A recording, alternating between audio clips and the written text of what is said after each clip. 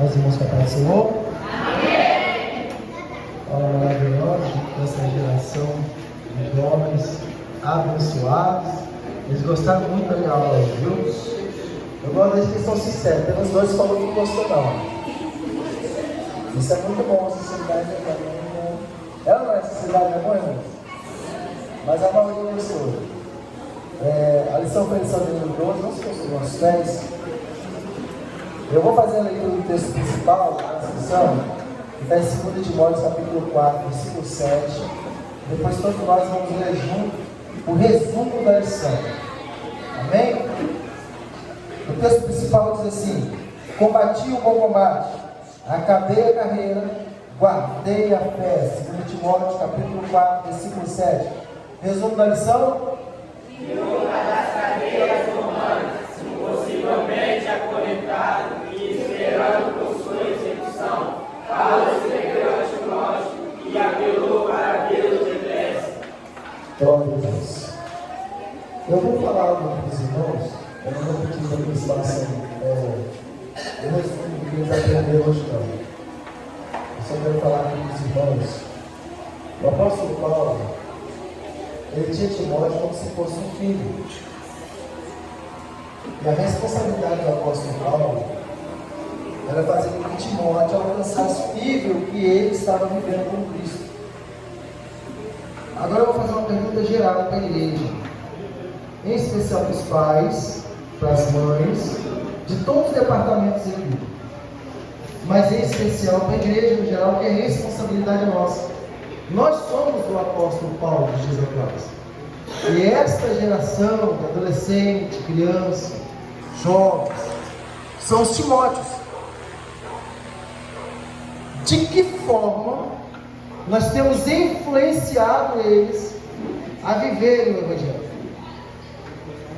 Não precisa me responder. Pergunte-se para si mesmo: qual foi o dia que você sentou com o seu filho, independente de idade, tá, irmãos, e conversou com ele a respeito de Jesus, a respeito da palavra? Qual foi o último dia que as irmãs que louvam, gostam de louvar a Deus, sentou com o seu filho e explicou o louvor que estava louvando? Porque o que eu falei no meio dos jovens, no ensino, é porque muitas vezes dentro de um meio de um louvor, de adoração, muitas pessoas estão quebrantadas, chorando, se alegrando, outros até pulando, e muitos estão assim, boiando dentro da igreja, porque ainda não conheceram o poder da palavra que está no próprio louvor.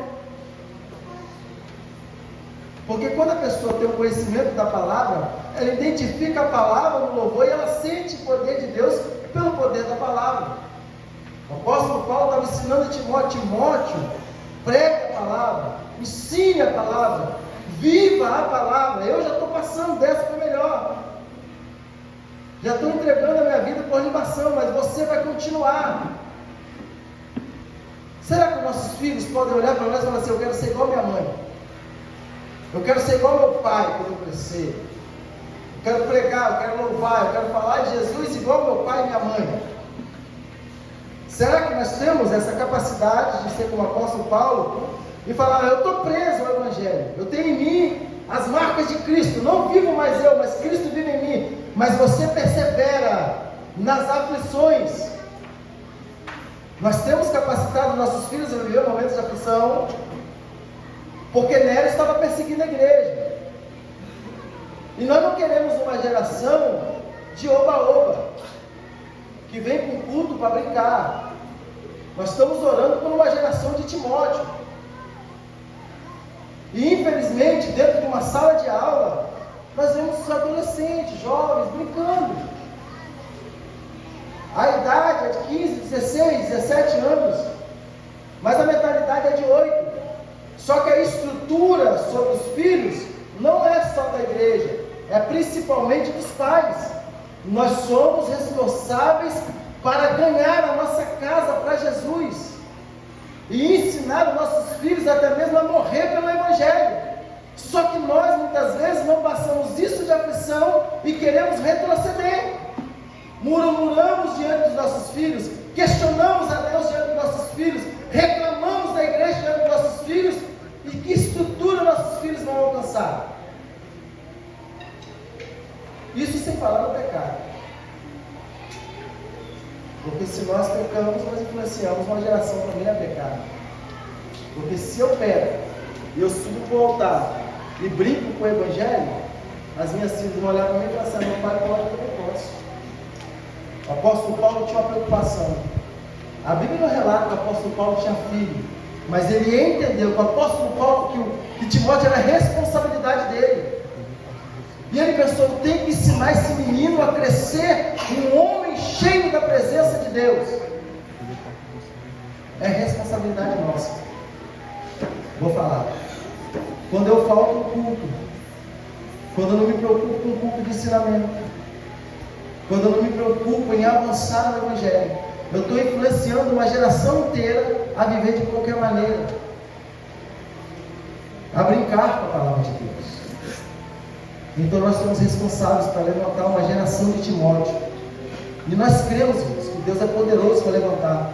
Porque no meio dos que brincam tem os que querem fazer as coisas de verdade, que louvam a Deus de verdade. Isso não é só no meio de adolescente e jovem, não. É no meio da igreja, não é daqui, é no geral. Isso sempre existiu. Só que nós fomos chamados para fazer a diferença. Quem crê aqui que nós fomos chamados para levantar uma geração de Timóteo? Amém?